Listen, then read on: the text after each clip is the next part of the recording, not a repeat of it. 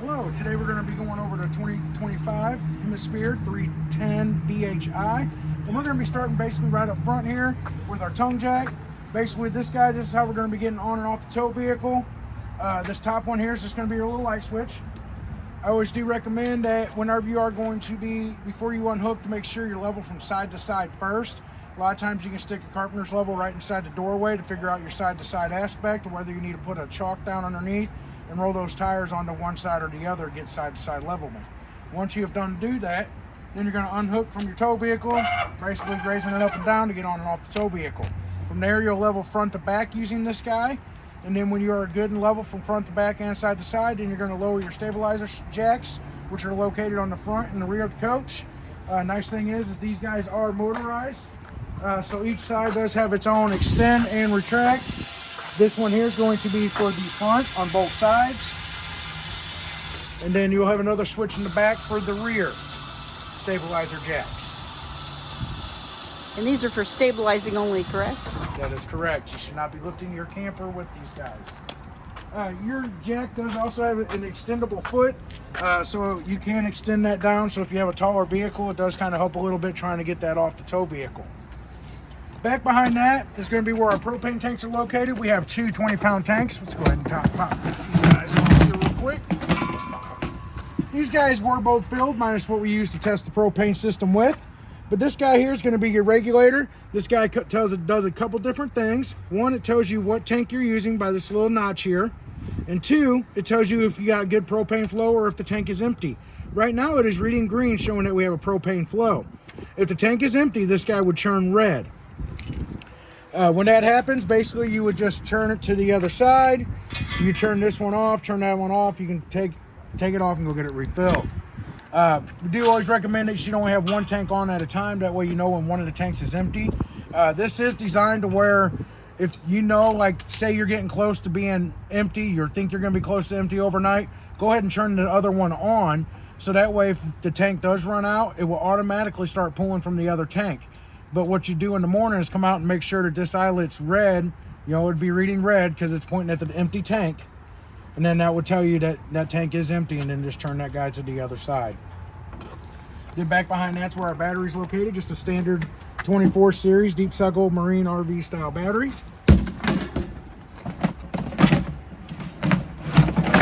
When you go put this on, make sure your lid is towards the back side. This is the other way. The wind can grab this and rip it off. It's got a little couple eyelets here that, yeah, just like that. Eric likes to demonstrate what will happen. That is what can happen. All right, I'll get that put back on. I do have your cap lights on for you guys, so you can see that, and I'll show you where that switch is located as we go around when we get to the other side of the coach. Basically, when we come over here to this side, like right now, we have your 50 amp power cord that does come with the coach. You got your manual crank here. This is going to be for your tongue jack. Basically, if something's going on with your motor here and it won't work, you can pop this guy off right here and be able to manually retract your jack or extend depending on the circumstances. I'm being really aggressive today. It's that kind of day. Then you do also have two other style. You got one manual crank there, and then you do have another one on the other side. These manual cranks are going to be for if something happened to the switches where it wouldn't raise your stabilizer jacks. That's what one of your cranks is going to be for. The other one is going to be for your slide rooms. So if for some reason the rooms won't come in, you have that manual crank that you can use to bring them in, and I'll show you that as we go down the road here a little bit. So next we're going to pretty much have your little dumping station area here. Basically you got your two grays. So this here is going to be your kitchen sink. This one here is going to be the bathroom sink and shower. Then back behind there is going to be a black handled valve down here towards the bottom. They like to put it in the odd place. That's going to be just your toilet. Off to the side over here is where your low point drains are. These guys were a little off on me yesterday, so there are more right here. But then you got a red and a blue. Red for hot, blue for cold. Basically, when you're done camping, I always recommend you would open those guys up, open up a faucet, and as you go home, that air is going to blow through the lines, push any excess water out of those lines so that water wouldn't potentially become stagnant or bad sitting in your water lines. You will also use those whenever you go to winterize your unit. This guy here is going to be your water heater. So this is an on-demand water heater. You got your switch here. This is going to be your main power switch to turn the water heater on and off. And then inside you'll have a control panel that you're able to turn on and off as well, but you're able to choose your temperature for the water, Fahrenheit or Celsius, and we'll talk a little bit more about that when we go inside. As of right now, I do have this turned off because it was throwing me an error code. Basically, it was trying to sense water, and we don't have water in the coach. But I will go ahead and turn that guy back on, and we'll go from there. This little hole right here, this is going to be one of the holes there for your manual crank. As you see, it's trying to fire up because it's sensing. So, as you just seen, it just turned on. So, what this will do is when it senses temperatures below a certain range, as long as the propane is on, this will automatically come on to try to keep it from freezing. It's a freeze prevention that sensor that they have put inside. So with this guy, like I was saying, it's going to be your manual crank. You just put the manual crank through here, and then there's going to be a little guy right down in here that will bring in the slide room on the other side. It's a crisscross pattern. So this one here is going to bring in your main slide on the other side. You'll have two holes on the other side, basically for these two slides here, and we'll show you that as we go down the way. Our tires, it is always very important that you should check the lug nuts on your tires at 50, 100, and 200 miles. I always like to recommend anytime you guys leave a campground, there's a whole bunch of turns you got to make. Well, usually first place we're stopping is the gas station to refuel to head home. While you're refueling, you can also check the lug nuts. You're knocking out two birds with one stone. You also do want to keep the tires topped off to their max PSI level. And that is going to be, I believe those guys were 80 PSI. Oh, and your foot-pounds on your torque should be 110. I didn't think I mentioned that, so we'll just bring that back up real quick. And there is also another notice sticker right there that tells you to check your lug nuts. Usually it's above your wheel well. They just kind of stuck that in the wrong place. The guy at the factory's like, right here seems good. Your next is going to be the drain down below there. Another gray tank. That is going to be for your outside kitchen sink. Okay, and we'll show you guys that here shortly. All right, as we kind of come around to the back, you got your standard place for your license plate. Up top, it is pre-wired for an observational backup camera, and it does also have what they call the on-the-go ladder mount. The ladder is an aftermarket item that you would purchase. You can get it in our store or online, whatever is preferable for you. But basically, it's got two hooks that'll hook onto that so you can get on and inspect your roof. Your roof is the lifeline of the camper. If you start getting cracks in that sealant, things like that, you can start damaging the inside of the coach over time. It is recommended you should get on your roof every 90 to 120 days. Best way to look at it is you're going to check it when in the springtime when you're getting ready to take it out, somewhere in the middle of summer, somewhere in the fall, roughly right in that time frame. But you're just looking for the gaps in sealant, or over time that sealant will start drying out and cracking. When that happens, you want to try to clean it and then just put new lap sealant over it. You can do that a few times before it is recommended that you should remove all that old sealant and press fresh down. All right, next you're going to have your outside shower where you got your options of hot and cold water. This is going to be a 751 key. It's going to be your silver key.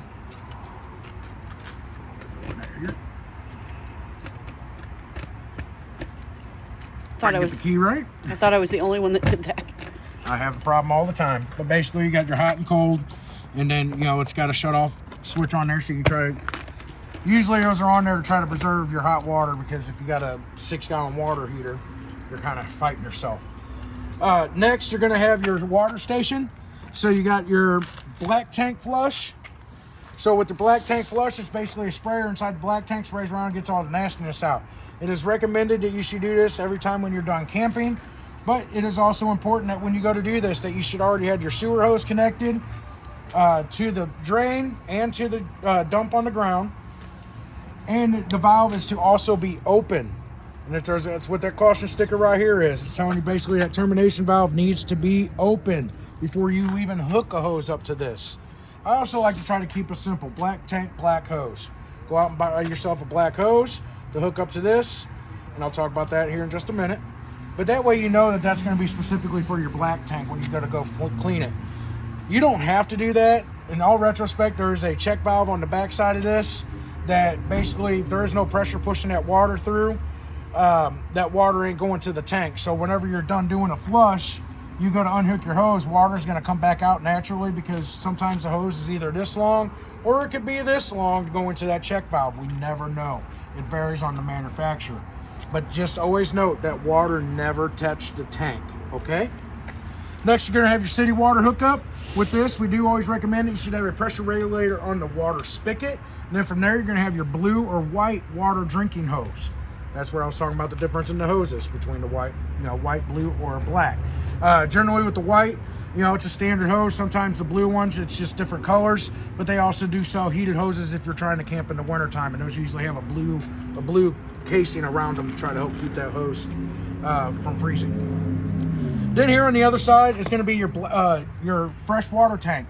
So pretty much you go to a campsite where there is no water spigot available, so you have to stop at a place on the way there to your campsite to fill the water tank, so you can use the water system. Do make sure you read the water monitor panel inside for when the tank reads full to shut that off. It does have overflow and an overflow tube with this as well, but it's never safe when you start overfilling that tank over time. It can just start to cause damage. Next, you got your park cable. So if you're at a campground that provides cable, you just hook it up to here. You do have to turn off the TV antenna booster inside, and I will show you where that is located once we have stepped inside. For the satellite, it's basically got its own connection on the booster. Once again, we'll show you that inside. This guy down here is where you're going to store your sewer hose.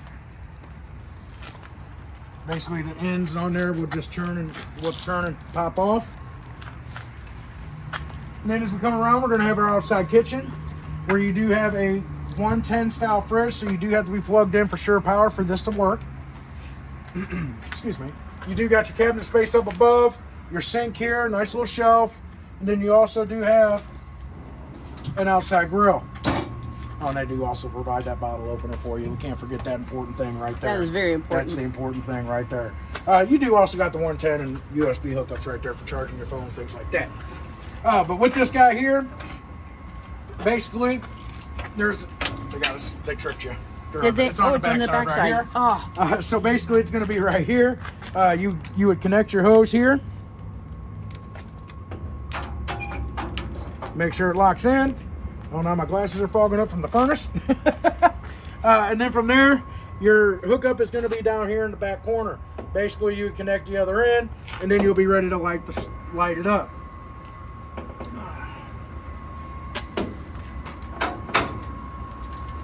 It's got some good heat coming out there. My glasses keep fogging up when I get near that guy. With this guy, it is new. I do always recommend you want to get on YouTube and look up how to season a Blackstone. Basically, it's a flat top grill. You're going to do the same concept. You're just wanting to season this before you use it, or else everything's going to stick to this guy. During travel, nice thing is, as long as it's clean, you can actually flip this guy over, and he'll sit right there like so. You do also got a grease trap right here. This guy here is going to be for our rear stabilizer jacks.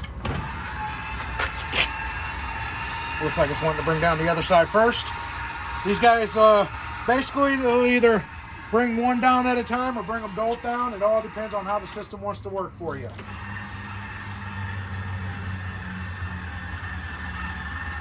All right, then as you see, we do have another one of those holes right there. That's going to be for the rear slide room on the other side of the coach.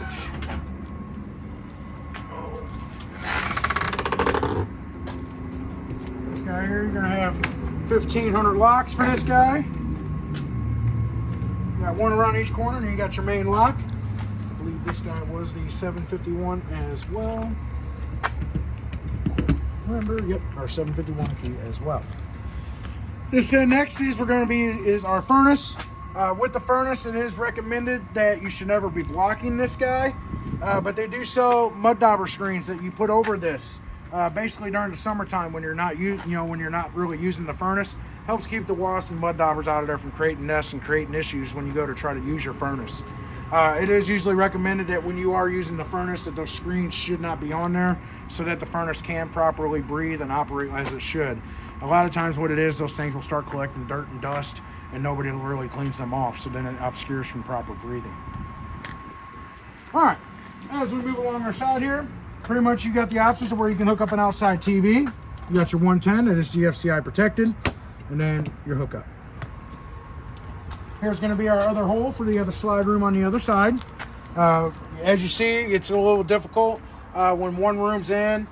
Basically, you'd have to crawl underneath the other slide room to be able to bring the other slide in. Or if you brought this one in first, you'd be able to slide your tool through the hole to be able to do that. And then you do have an awning on this slide and one over your main entry door here. And we'll talk about the entry door here in just a second when we come back over here. We're going to pretty much just kind of step right over here to the other side of our storage compartment real quick. Just to kind of show you that out here, they do provide you a 110 hookup. This guy here is actually a motion sensor light. That's what your motion sensor there is. Down here, you're going to have a 1 hash mark and a 2 hash mark. The 1 hash mark, the light will continuously stay on. The 2 hash mark is going to be your motion sensor setting. So basically, anytime this door would get open, or if there's movement in here, the light would pop on all on its own. And then here on the far corner side is where your switch is going to be for those front cap lights. All right, we're going to go ahead and here, we're going to talk about our steps here real quick before we step inside. Oh, I did forget to mention that you do got a nifty little guy there. We do also got another one right here. Oh, that's going to be for our spare tire. Important. Remember, I'm like, hold on a second. Where? Forgot about that guy. All right. So with your steps, these guys here, they just basically lock just like so. Keeps them in, and then stay secured when the door is closed. Whenever you go to mess with these, you always want to make sure this door is all the way open. If not, it can catch the screen door and start to cause damage to the screen door and potentially the entry door, but I'll show you that one here in just a second. Your feet are adjustable. I always like to try to say drop those guys down a little low before you pull out your steps. The reason for that is because you want this to try to stay level or flat with the threshold as much as possible. Okay, so as you see, we got a little hang. Nice thing is, we just come right here, we hit our level, and it just pretty much sets right up for us. Nice and simple. You got your screen door here. Basically, to release the screen door, you just pull the handle down to release it off of this guy, and then you can use your screen door. This guy slides and closes, keeps the bugs out, things like that. Got your deadbolt lock for when you're inside. This is how you're going to open your door. This is just a handle whenever you go to close your door. I got to dig out your keys again. Okay. Your purple key is going to be for your entry door. For the door handle itself, you put the key in, you turn it to the right, it locks the handle. For the deadbolt, if you turn the key to the right, but you're able to pull it out, it did not lock your deadbolt. For the deadbolt, you have to turn it to the left, but as you see, you're also unable to pull the key out until you take it to the back straight up and down position, and then you're able to pull your key out. That there shows you if you locked your deadbolt or not. So if you're able to pull the key out from when it's in the sideways position, that means it is not locked. All right, as we step inside, basically we're gonna come right here. And we'll come back to this stuff here in just a second. We're gonna start right here with our control panel. Basically with the control panel, it'll tell you the statuses of your tanks. So you got your fresh tank, the battery status, black tank 1, you do not have a black tank 2, gray 1, which I believe was the bathroom, gray 2 was the kitchen, and gray 3 is your outside kitchen sink. Then you got the water pump. You're only using the water pump if you're using the fresh water tank. Then you got your tank heater. So your tanks all have heating pads on the bottom of them. They got built-in thermostats that once they sense the temperature gets below a certain level, they'll automatically come on as long as this switch is on. From there, it'll heat the tanks up. Once it reaches a desired temp that's preset in its system, it will shut itself off. Then you got your lights here. You got your main light for your hallway here. Your second switch is going to be your little ambiance lights above the slides. And then your third one here is going to be your awning lights. All right, so these guys here are going to be for your awnings. I believe this one was our main awning right here. Go ahead and bring that guy out. Just so you can kind of see. We got a nice, it's not too windy of a day. We can open up the one on the slide a little bit, but as you see, we do have another coach next to us. We're not going to be able to fully open it all the way like I am with this one, just to kind of give you a general idea of your awning. So when you bring it down, you want to open it up till basically that flap's kind of pointing straight down like so. Nice thing about these guys is there you have what they consider to be adjustable pitches. Just by grabbing right here and pulling down, you can create a pitch to where it's meant to be as a shade protectant. And it does also have a sticker there to show you that as well. So I don't know if you just caught that, what I said there when we folded it. It's meant to be as a shade protectant. They do say that whenever the camper is going to be unoccupied or unattended to, you should bring your awning in, just because you never know when a strong gust of wind can come along or a pop-up storm. But strong winds can damage both the awning and the camper if you are not careful. We're going to go ahead and bring this guy in. As you see, they are not the fastest guys in the world when they're extending or retracting.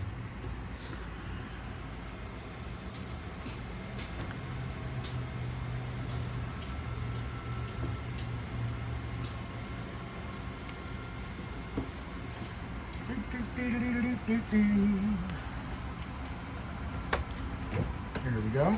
And then, like I said, I'll show you here. This basically just kind of show you there that same kind of concept to bring it out and bring it in.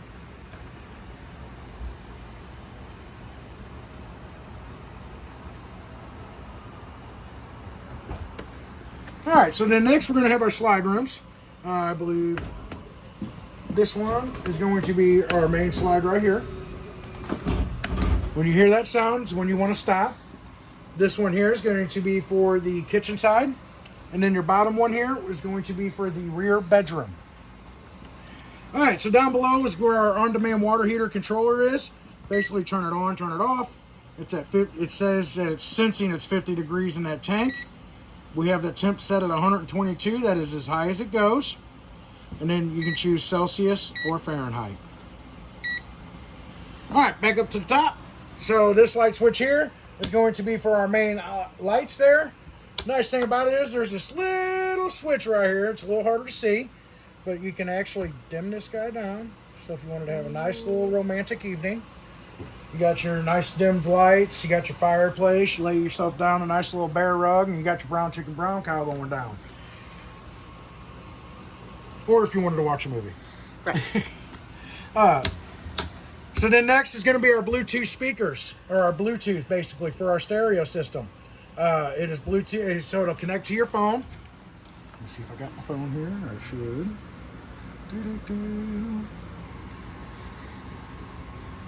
On the Bluetooth, let's see if it's going to connect for me. I think it should have been this one. Oh, nope. Wrong one. Let's see here. I got to try to find it. I'm going to say I was just in it recently, so. There, I just heard a ding. Okay. So from there, go to Spotify.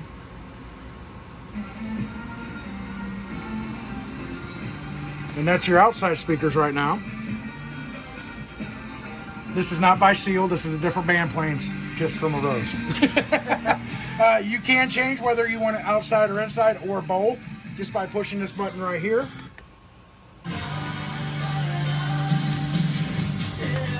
So like right now it is on both the inside and outside speakers. Just inside. And then here you can change it, the brightness. And then you got your power button. You can pause, adjust the volume here if you want. But most times if you're connected to your phone, you're going to be just controlling the volume through your phone. Let me turn that guy back off. It's a good song. I want to listen to that after we get done with this guy. All right, next we're going to be going behind our camera lady. And we're going to be working our way here in the bedroom. You got your light switch right here. And then this guy here is going to be for your Versa bed. As you see, it is tilted upward right now. And you're able to bring it down if you like. You can go all the way down, but then you have very minimal walk space. So we do try to leave a little elevation there. So that way I'm going to be able to walk through. You can open this up. You do got some storage little baskets underneath here. And you can access the storage compartment if you needed to also. Each side does come with its own little closet area. I'll go ahead and open this side here. And each side also has a 110 and USB hookups. That way you can be able to plug in your devices as well here. And then they got little cubbies on the side. And then you got your own little night drawers underneath that as well for each side too. Next we're going to have our little fire exit window. Nice thing here is you got a couple different style options for your shades. So you got your like your day shade. And then your blackout shade. Which you can always grab the other one and swap it either way. But this here is going to be your fire exit window. So in a case of an emergency where you guys cannot get to the entry door, if there's a fire you needed to get out, this guy here just kind of swings and pivots out. And this is actually on a hinge. So it's meant to swing open so you guys would be able to climb out. I do always try to recommend feet first unless you're a good tumbler. And then by all means you can go head first and just tuck and roll. Even on a nice day, you could prop this open. Put your little shade up there. Because it acts like a screen. Acts like a screen. And then from there, you can get a nice little draft going through. All right, then after that, we're going to have our little closet area here that is also prepped for a washer and dryer. If there is going to be the washer and dryer install on this, basically this shelf comes out and this guy up here will come out. You got to have the room. But then it's basically you got your hookups for the washer and the dryer and those things there. And then you also got a motion sensor light right there. These guys here are on pocket doors, so they just kind of glide. Magnetic locks to lock. Good magnetic locks. Yes, very good. But they do need to be snapped in place for travel. Yes, they do need to be snapped in for place for travel. Same concept for this door, for your bedroom door. All right. Next, we're going to step into the bathroom. And then in our bathroom, basically, you're going to have, you got your ambiance lights on this side for the mirror area. And then your main light's going to be here. This switch will also operate your fan. If it's on up there, it'll work this guy also. But generally, we don't always need that fan on. Just manual crank to open and close when you go to use that guy. You got storage down here. As you see, this is where you would winterize. You remove this two screws right here, and your water pump's going to be underneath there to winterize. There's a little valve that you turn. From there, the hose goes into your jugs of antifreeze, and then you just kind of cycle it through the coach. More storage in there. We got our nice little nifty shower here. As you see, it does have a stopper reducer button. Once again, that was designed for water heaters that are only like a 6 gallon or 10 gallons, so you can try to get the most out of your hot water. The reason for that is because the average American uses almost 38 gallons of just hot water when they take a shower. So, you know, most people are easily outmatched with that. Nice thing is you got the on-demand, so usually you don't necessarily have to turn that off. You'll be able to take your shower. And that's what's nice about the on-demands. So the on-demands are kind of really designed to where you find your set temperature you like your hot water at, or when you go to take a shower. So whenever you go to take a shower, you're just turning on your hot water, and that's it. Because that water's going to go to the temperature that you want it to. So if you like your shower, you don't know what you like your shower at, but you can find out. Do I like my shower at 100, 110, or do I like scalding hot? Because, well, I like to look like I'm smoking hot when I come out of the shower, just steaming. But basically from there, then you got your shower door. This guy here just clicks. I always do this when I'm testing them to make sure, you know, because you're always going to be hitting it, scrubbing down. Basically, when you go to open this guy from the inside, you got to pull it towards you a little bit and push it in a little bit towards you from the inside to release, and then help guide it in. Don't try to let it sling back. It'll damage the spring system inside that over time. Whew. Got a little winded on that one. All right, next we're going to have our toilet. Basically with the toilet, when you go to use the bathroom, you lightly press on the pedestal so you can add water so you can do your business. All the way down, it's going to flush. I always like to recommend if you take some non-stick cook spray the bowl of the toilet. It'll help everything slide down easier to make it easier clean for the cleaner. Just don't confuse kitchen pan with bathroom pan. Hams don't like to be confused with each We other. don't like that.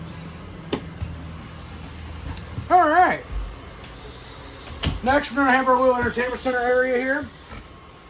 You are able to unhook this. It'll come out and twist around. Actually, we're going to go ahead and unhook this because we got to get to the back side.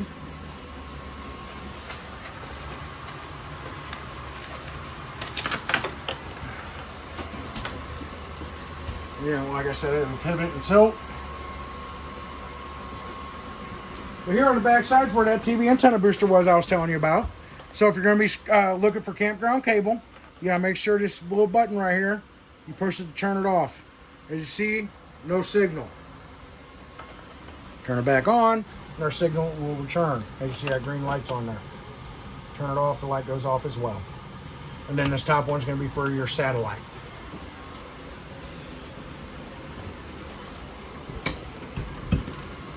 It does lock into place, but they like to have that extra strap on there for a security belt. Once again, 110 and USB for charging. We got our remote here for so whenever you guys get to a new area. So if you guys are not near the St. Louis area, you will have to rescan for channels. Basically, anytime you go to a new area that isn't close to the area that you previously scanned, you have to do this. To do so, basically, you're just going to go to your settings. From there, we're going to go all the way to settings. I think that's right. Yep, channels and input. We're going to push our arrow key over to channel. And then from there, you got channel installation mode and then channel scan. Just go over to the channel scan and then you'll start your scan. Basically, when it does do a scan, it's going to go through your digital TV first, then it'll go through your antenna TV, which like an analog, and then from there it would go through the cables checking. So if you're hooked to a campground cable, you let it go through those other two, and then it'll start scanning for cable channels. Okay. And then of course you can hook this up to a Wi-Fi and things along that nature, and be able to have your Netflix, Hulu, things like that. Which it does give you a couple options down here. It looks like it's got YouTube, Netflix, Prime Video, and Disney Plus.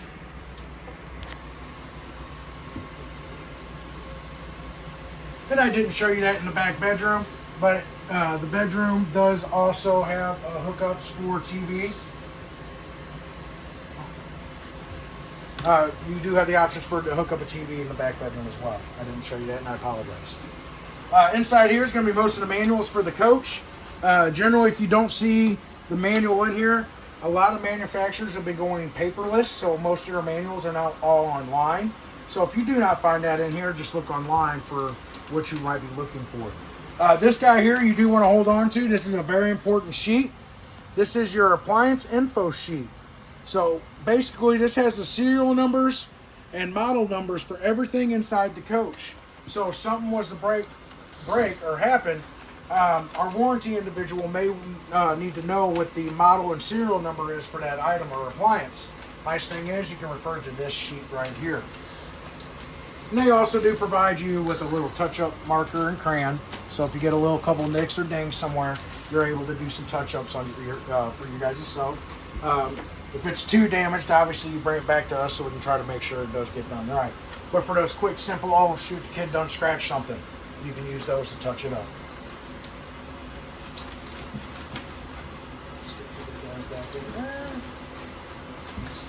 As you've seen our other remote here, that's going to be for our fireplace. So basically with this guy, you got your power button to turn it on and off. Here you got your temperature button. Right now I do have it on high, but if you shows F1, basically that's the flame type that's on there, but basically this is just an ambiance. So right now we're just getting that flame ambiance. We ain't going to get no heat coming out of this guy. Then you got low and high. Then you got a timer setting from 30 minutes to 9 hours. So if you wanted to turn it on, but you didn't want it to stay on the whole night or all day, you could set it for a few hours where it'll just automatically turn off. Then from there, you can change the color of the rocks. And that's going to be with your little shiny half sun looking, I don't know what to call that icon. But you can change the different colors. L4 is pretty much what it does is it'll comb through and transition between all the colors that's available for it. It's the shiny rock icon. The shiny rock icon, I like it. Then your last one is to change the color of your flames. It can be just red, just blue, red, and this one, it will fade in between the red and the blue, and then probably fade together. Oh, yep, there it is together. Or you can just choose just that one. I always like that one with the blue. I think that's a cool looking one. That's That is pretty cool. One of my more favorite settings on here. Down below here is going to be where our control panel box is located. As you see, basically everything that requires sure power to run and operate is going to be on the breakers. Everything that runs off the battery will be on the fuses. Nice thing is they do have everything labeled for you for what they are. As you see, we actually had these air conditioners turned off still from the show. So I'm going to go ahead and turn those guys back on. I assure you they were both tested. I tested them before it went to the show. Next, you got a little switch here for ambiance lights on your island. Down here is going to be where your LP and carbon monoxide detector is located. So if this guy does start going off, it is sensing potentially propane or carbon monoxide. There is a couple other things that it might sense as well, but we'll talk about that in a minute. Right now, though, I am going to go ahead and push this button. And we're going to test it. It is recommended you should test this every 7 to 9 days, especially if you're camping for long periods of time. So usually I always like to say every time you take it out to go camping, just push that button to test, make sure it's properly working. If this guy does start going off, you will take emergency precautions just to make sure that there isn't no problems. Basically, the first person out the door is going to be turning off the propane at the tanks. All right, the next person that's in this coach is trying to get everything that breathes out of the coach. We're trying to open a couple windows as well. You're not trying to turn on no exhaust fans or anything like that. We're not trying to create an electrical spark at this moment, okay? Because we don't know why it's going off. From there, everybody's going to get out of the coach, get 50 feet away for roughly about 15 minutes. After that 15-minute time frame, generally one person is going to come back in the coach. And the first place I always like to tell them to check is the stove. The reason why is because your knob's sitting right here. And you could be hanging out, talking to your friends. You're just like this. You're just leaned up. Yeah. Oh, here, let me slide over. Look what I did sliding over. I just turned every one of them on. Some butts turn knobs. All right, so please be mindful of that. It happens. Just because they're out here. So this is always the first place you want to check. All right, you come in, you look, you see that these guys are all looking good. There ain't no problem. We turn it on, it starts going off again. Turn off the propane, and you need to have it serviced immediately because it is sensing something. Okay? All right.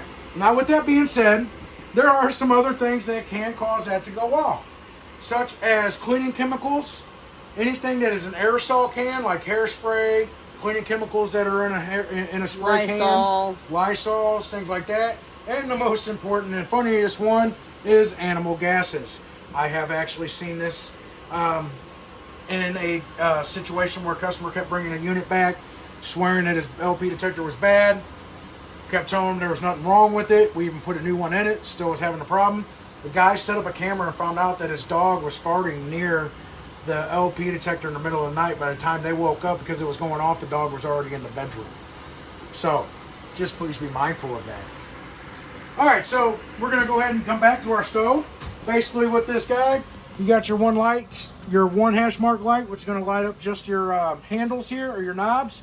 The 2 hash mark lights up the knobs and the light for the oven. Whenever you go to basically light the stove, you're just going to turn it to that flame icon. You're going to turn this guy over here. This is your spark igniter. And then from there, set your temperature. For the oven, it's going to be over here on the far side. You're going to turn it once again to that flame icon. And then you're going to turn this guy till it lights. Where's my window? Generally, if you angle this glass just right, you're able to see the spark come off the window. And once it lights up, you'll see it lit. You keep this held in for 5 to 7 seconds. And then from there, you'll set your temperature. Now, a lot of times, sometimes you ain't going to be able to see off this glass as it gets colder, so sometimes you'll have to get down. You'll have to get down and look, but you can see that little flame's lit. We should be able to go ahead and turn it on now. And as you see, it's going to light up our little area there. So, with this, I always do like to try to tell customers sometimes that as you see, your heat was centered right here. It wasn't kind of horseshoed or anything like that. So a lot of times if you're trying to cook something in here, you're going to get a black burnt streak down to most of your food sometimes. A good way to prevent that is you can go out and buy yourself a pizza stone. Okay, what you do is you put the pizza stone on top of this right here, but you don't want to block these vents on the sides for it so it can properly breathe. But what that pizza stone will do will help evenly distribute that heat so you won't have a hot spot. Very smart. And the other thing is, notice Eric has put the glass up. Yes, for a this backsplash. You can't cook on that. A glass stove top. And it will actually, when we flip this down right here, it even tells you, do not place pans onto the glass surface. Raise cover into full open position. Okay? So please be mindful of that. And this caution sticker here is because when you are using the oven and this is open, pretty much your vent for your oven is right here. So when this is open like this, all that heat is hitting this glass. So please be mindful and careful when you go to touch this to close it down. Then up above is going to be our hood range where you got your fan and your light. It is always recommended you should be using this guy when you are cooking. And then they do give you a storage guy down here.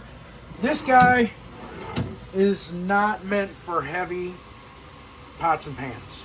Okay? Definitely not cast iron. Do not put a cast iron in this. You will break it. I have seen it numerous times. It's a nice design, but it doesn't hold the weight. From there, you pretty much got your shelves in here. Oh. This here is our nice camera lady stuff. For me. Thank you. And then, once again, you got more drawers down there. This side here as well. Then you do also have more storage right underneath your kitchen island here. And then we're going to have the microwave. The microwave is pretty self-explanatory. I do like to say, set your time. You guys go out doing something, going to the grocery store, you're going floating. You just guys go out for the day, but you come back and you see that it's not telling you a time. That means there was a power outage out of your camp. You want to find out if it was from the campground itself or if that was from potentially the electric company from something going on in the area.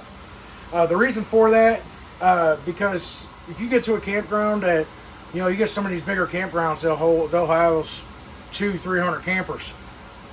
That's a lot of power that's trying to be drawn off, so you're liable to get surges going through. So with that being said, I usually do like to try to recommend that if you guys are able to get yourself a surge protector, get a surge protector. They are pretty pricey, but I recommend that the more you spend on one, the better quality surge protector you're going to get. I have seen some of them where they've only got an X amount of trips before they're done. And let me tell you, to get 3 or 4 trips out of a $200 surge protector is a waste of money. You spend a $400 potentially, if not $500. I've seen a couple of them pretty pricey, but some of them have a lot. Some of them are, they won't go bad after a few trips. Okay. All right. Don't worry about my tool there. I did forget to show you the pantry closet behind our camera lady. It is right there, and it too does also, as you see, has a motion sensor light. Next, we're going to have the fridge here. Your fridge is a 12-volt fridge, so it operates off the battery. And you do have a setting knob down here.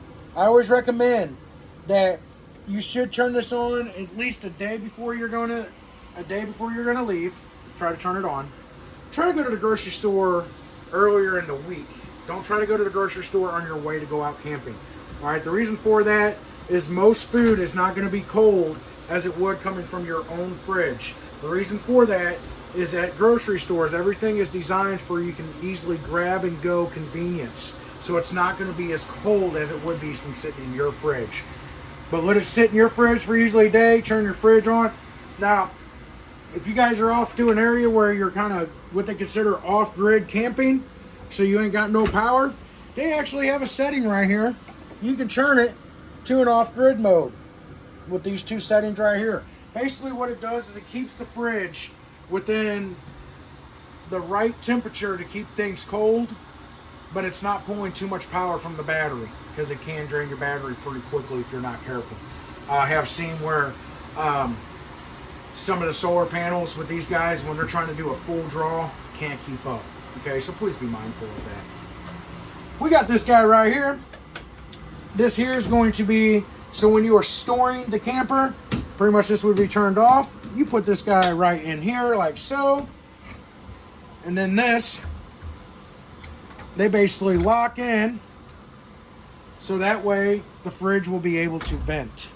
That way that mold or mildew won't start to form inside that fridge. And it just pops right on out. Alright, next we're going to have our thermostat. Basically with these guys, they've made these guys really nice and simple. I'm going to have to backtrack for the air conditioner in the main bedroom. Right now I do have it on heat.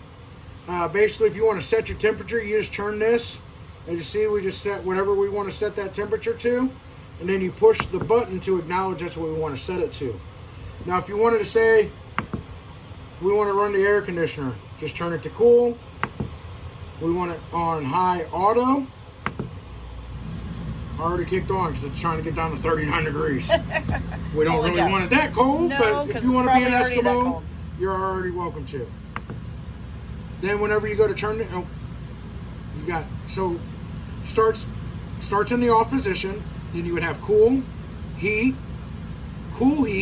So as long as your furnace is on, or as long as the gas is on, what this will do is it will cycle between the air conditioner and the furnace to keep it a sustained temperature in the coach. And then it has cool dry. So for the dry, that's generally designed if you're in a high humidity area. Is kind of what that's designed for. Like a dehumidifier? Kind of, sort of. Kind of, and sort then of, maybe. off and off. We ain't got too much more time in here, so I'll go ahead and turn that off. All right. Once again, you got your pocket door for the back bedroom. With your back bedroom, you do got a light switch here for this light here. You got your bunk here that can also be raised up for whenever the kids are trying to play or watch TV. This guy here, just basically they just go in and lock in. These guys, I'm just going to chuck them up yonder. You pull these guys off here.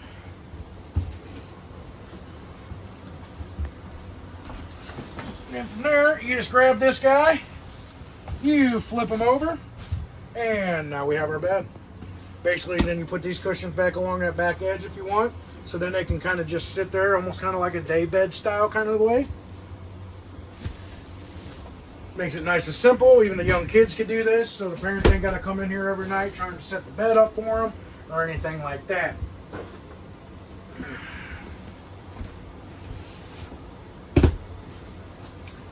Alright, then on the other side, we got our other bunk up here, but then very much our little entertainment center area for the kids. They do not provide ladders for these guys, but they do have the handle here. As long as you're not exceeding, they usually got different weights.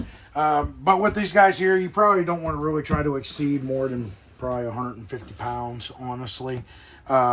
You start getting up there in the weight, these guys are liable to give away when you're trying to climb up into the bed. But basically, you're just going to use this handle like this and climb up into the bed. I'm about 225. I don't want to risk it. I had a ladder in here when I was testing our windows. You do have a drawer down below. Your 110 and USB hookups again over here. And then underneath up here is going to be where your coax cable connection and 110 is going to be for a TV and or video games. Alright, and then I do believe this one here was also a fire exit window. But this one here is what I like to call the school bus style windows. Basically, you just push these guys in and lift. Hi, Todd!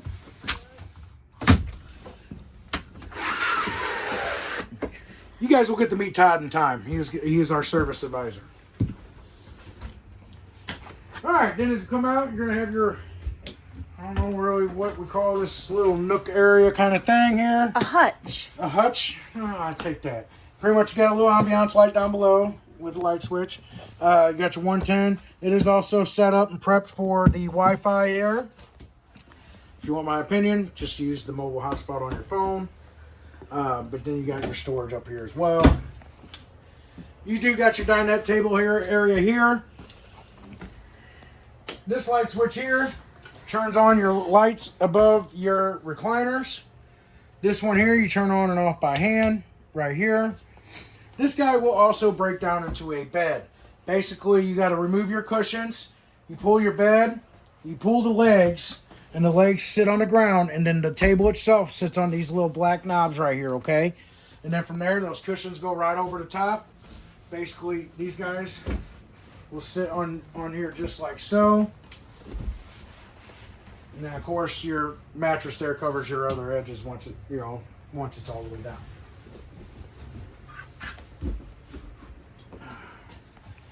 And then you do have storage underneath those as well.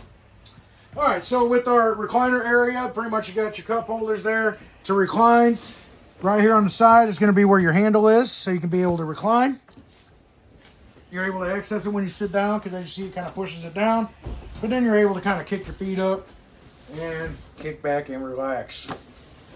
And if you need extra little fun, you got your little And then cup in our holders. center, you got 2 more cup holders. This guy here pops up. You have a USB on one side and a Type-C on the other for charging your phone. All right, and then you do have your fireplace here, your fire extinguisher here near the door. Near the fireplace. All right, we're going to backtrack for just seconds. I did forget to show you guys the air conditioner here. Basically, this one is manually controlled. That's why I wanted to step back. It is pretty self-explanatory. You're just going to turn your knob settings. Pretty much your first 2 settings is going to be, so a lot of times they'll say low fan, low fan. The reason for that is because they have an after-market option to where you can install a heat strip on this. Then it comes with a different knob for low heat. And then you got low fan, high fan. And then you turn it again to pretty much low cool and high cool. And then you can adjust the temperature with this one right here. The more blue, the colder. The more red, the warmer. Things like that. All right. Now, as we were going through, there was one other thing I did realize I did not show you guys on the outside. So we are going to step back out here for just 2 seconds. And I believe it is located on the other side. It was in between the tires. That's why I couldn't get to it. We're going to see if we can see it from down here. So, I don't know if you can see that down there on the other side. Back behind your tire is where your drain is going to be for your fresh water tank. Right now it is in the open position because I did fill it up to test the systems and everything with it and opened it up to drain all that water out. You see the one white tube that has nothing on it? That's considered one of your breather or overflow tubes. There is also another one on this side of the coach. All right, so from there we have basically made our way around the coach. Hopefully this videos were knowledgeable and informational for you. And if you guys do have questions, feel free to call us and we do our best to answer those questions for you over the phone. Thank you and have a wonderful day.